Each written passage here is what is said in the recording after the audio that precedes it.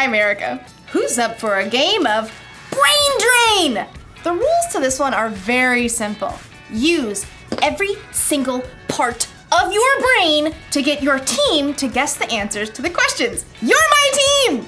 So you've got to guess the answers. That's your responsibility.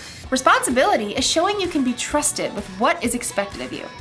Okay, this first question is knowledge-based. So you're going to need to use this part of your brain you use for intense thinking. What is 4 plus 4 plus 8 plus 8 minus 16?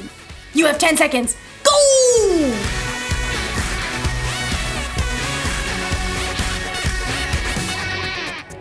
Carry the 1. Okay, time's up! Here's the answer. 4 plus 4 plus 8 plus 8 minus 16 is 8! Did you get the answer? Did you get the answer? Huh? Who got it? I'm gonna say you did. Next question! Okay, so this is an artistic question. You'll need that creative part of your brain right here. Using the enclosed clay and drawing pad, get your team to guess the following phrase. Okay, I can do this. Go! Huh? Oh, what? Oh, what? Do you get it? It's a dime a dozen. A dime a dozen, a dime a dozen. That's the phrase that means something is so common, you can pretty much find it anywhere. It's a dime a dozen. We're rich, I tell you. We're rich. Oh. Let's do another one. Ooh, this one's a performance card. I like this one. It uses that part of your brain that gives you courage, right? Here, to act on stage or sing. Here goes. Get your team to guess the following animal. Yeah, I'm not doing that. I'll just look silly. In today's story, we'll learn about a boss who put 3 servants in charge of bags of gold. Will the servants do something with what they're given or waste their opportunity? I'm not going to act like that animal. Stop wondering. Stop!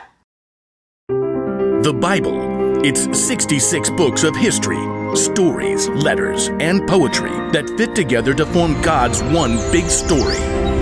The epic adventure of how He created us and loves us so much that He made a way to rescue us.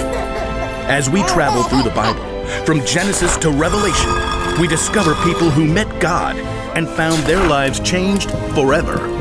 Now, for an amazing story, inspired by the book of Matthew, chapter 25, verses 14 through 30. When Jesus wanted to share truth with the people that followed Him, He often would tell a parable, a story. Here is what the kingdom of heaven will be like. These parables used everyday situations to help people think and understand God's truth for themselves. One day in Jerusalem, Jesus wanted to share a story with His followers. If He told that same story today, it might sound something like this. There once was a man who created the world's most amazing energy bar. Just one bite and I feel like I could leap tall buildings in a single bound.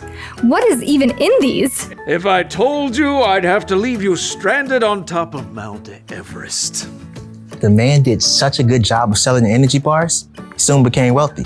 Then one day, he got on a Zoom call with 3 of his top employees.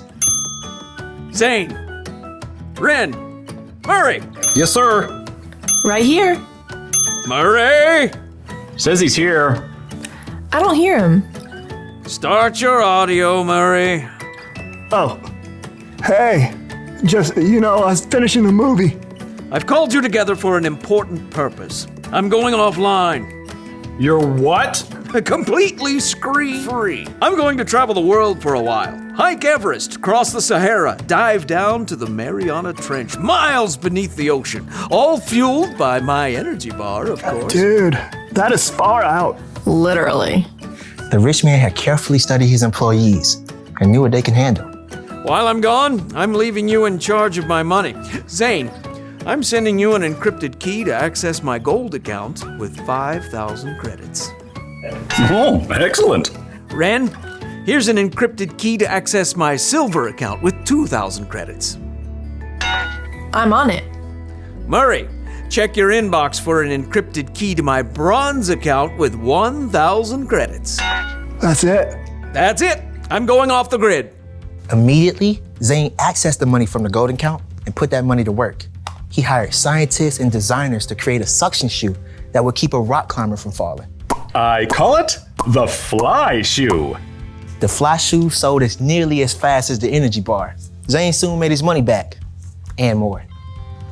Ren, meanwhile, made excellent use of the money in the silver account. What does every adventurer need besides fuel and shoes? A friend. So Ren invented a robotic hamster that could travel anywhere an explorer can go, from the highest of mountains to the deepest ocean trench. Soon, robotic adventure hamsters sold as fast as toilet papers. So that left only Murray, who sat looking at the bronze account on his computer screen. Only 1,000? It's like he expects me to mess it up. Well, I'll show him. Ha!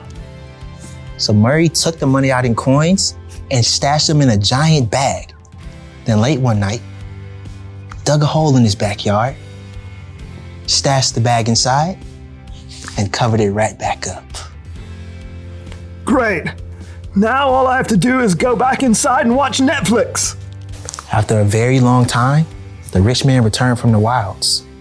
Ah, electricity, internet. I have returned to the grid. Please accept my meeting invite. Zane and Ren hopped on the call immediately. Murray took a little longer. Start your audio, Murray. Oh yeah, there it is. I'm excited to see how you've handled my money. Zane? Through sales of the fly shoe, I've added 5,000 more credits to your gold account. Well done, good and faithful employee. You've been faithful with a few things. I will put you in charge of many things. Come and share my happiness. Now, Ren. My adorable traveling robotic hamsters have earned 2,000 more credits for your silver account. Well done, good and faithful employee. You have been faithful with a few things. I will put you in charge of many things. Come and share my happiness. So, Murray. Yeah, hold on. Murray reached down and held up a muddy sack. He spilled the coins across the desk. How much is that? 1,000 credits. That's what I gave you. Yeah. Yeah, well, I knew you're a tough businessman. You make money even where you haven't worked for it. I didn't want you getting mad, so I just buried the money. See? It's all safe. Murray offered a weak smile, but instead of smiling back, the rich man went red in the face. You lazy man. If you knew I can make money even when I haven't worked for it, you should have at least kept my money in the bank where it would have earned a little bit. Sure.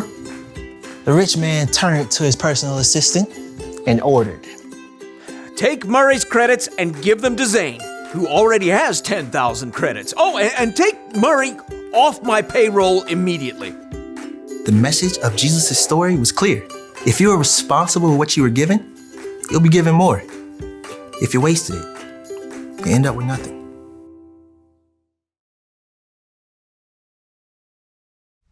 When Jesus told the story about the boss and the 3 servants, I think it was really a story about you and me. God is like the boss in the story, and we're the ones he entrusted with bags of gold. Okay, so maybe God didn't actually give you a bunch of gold, but you have definitely been given something. Each and every one of us has been uniquely created. We've been given unique talents and abilities. We use different parts of our brain. We are definitely not a dime a dozen. So, it's up to us to actually use what God has trusted us with. We can't just bury it in the ground and let it go to waste. And I think it's even better if we use what He's given us to make a difference in the world, to love God, and to love other people. So here's the rule for life to remember today. Make the most of what you've been given. So if you've got a talent for singing, then sing out loud and strong. If you're good at intense thinking, then think about how you can make the world a better place. And if you happen to have the talent for acting like a wild animal, then let it out of its cage every once in a while, even if it makes you look silly. Did you get it? You're right. It was a zebra. See you next time. I'm kidding. It was an elephant. A really good elephant, too. I wonder what part of the brain that was. This one? This one? This one? This one? Definitely this one.